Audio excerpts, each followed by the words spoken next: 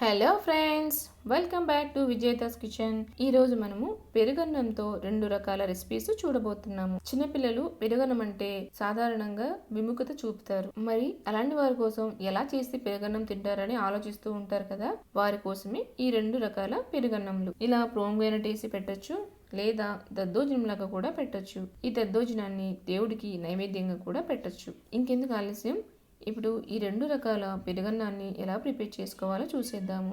ఇప్పుడు ఈ విధంగా ఒక మిక్సింగ్ బౌల్ తీసుకొని అందులో మనము ముందుగానే ఉడికించి పెట్టుకున్న అన్నాన్ని యాడ్ చేసుకోవాలి. మనకి ఇందులో అన్నం చల్లారిన దానికంటే కూడా వేడివేడిగా ఉంటేనే తినడానికి బాగుంటుంది. ఇలా అన్నం అంతా యాడ్ చేసుకున్న తర్వాత రుచికి సరిపడా సాల్ట్ని యాడ్ చేసుకోవాలి. ఆ తర్వాత 1/2 లీటర్ వరకు పెరుగుని యాడ్ చేసుకోవాలి. పెరుగు మనకి పుల్లటి దానికంటే కూడా ఇక్కడ ఫ్రెష్గా తోడేసిన పెరుగు అయితేనే బాగుంటుంది. ఫ్రెష్ పెరుగు కమ్మగా ఉంటుంది కాబట్టి ఎవరైనా సరే వద్దు అనరు, అంత బాగుంటుంది. ఇలా పెరుగు అంతా యాడ్ చేసిన తర్వాత అన్నానికి పట్టేలాగా బాగా కలపాలి. ఇలా దద్దోజనం అన్నానికి కానీ పెరుగన్నానికి కానీ సపరేట్గా వండినప్పుడు అన్నం కొంచెం మెత్తగా వండితేనే బాగుంటుంది. తినేటప్పుడు జారిపోతుంది, మనము నవరాల్సిన అవసరం లేదు, అంత బాగుంటుంది అనమాట. కాబట్టి ఇలా పెరుగంతా అన్నానికి బాగా పట్టించి కలిపిన తర్వాత కొద్దిగా అన్నాన్ని తీసి పక్కన పెట్టుకుందాము. ఇలా కొద్దిగా పెరుగన్నం తీసి పక్కన పెట్టుకున్న తర్వాత ఇందులో దద్దోజనం కోసం పోపు పెట్టుకోవాలి.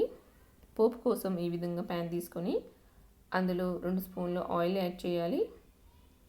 ఆయిల్ వేడెక్కిన తర్వాత 1 స్పూన్ ఆవాలు, 1 స్పూన్ జీలకర్ర, 4 ఎండుమిర్చీలు వేసి ఒకసారి కలుపుకోవాలి. ఇవన్నీ కలుపుకున్న తర్వాత అందులో కరివేపాకు రెబ్బలు కూడా వేసుకొని ఒకసారి బాగా ఫ్రై చేసుకోవాలి.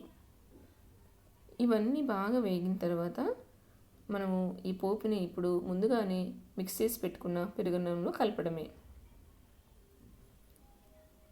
ఇలా వేడివేడిగా పోపుని అన్నంలో వేసి కలిపి తింటే చాలా రుచిగా ఉంటుంది. ఇలా పోపు అంతా కలిపిన తర్వాత మనకి దద్దోజనం అన్నం రెడీ అయింది. ఇప్పుడు ముందుగానే పక్కకు తీసి పెట్టాం కదా పెరుగన్నము, అందులో ఈ విధంగా ప్రోమ్గ్రానైట్ని ఒలిచివేసి కలుపుకొని తినడమే. ఇలా ప్రోమ్గ్రానైట్తో వేసి పెట్టడం వల్ల పిల్లలు మధ్య మధ్యలో తగులుతూ ఉంటాయి కదా, తీగా ఉండి తినడానికి చాలా ఇష్టపడతారు. కాబట్టి టేస్ట్గా ఉండాలంటే ఎప్పుడైనా సరే ఇలాంటి పెరుగన్నానికి కానీ దద్దోజనానికి కానీ పెరుగుని ఫ్రెష్గా తోడు పెట్టండి. అలా తోడు పెట్టినప్పుడు మాత్రమే ఈ పెరుగన్నం రుచిగా ఉంటుంది. దద్దోజనమైనా సరే ఇలా చేసుకుంటే చాలా కమ్మగా ఉంటుంది.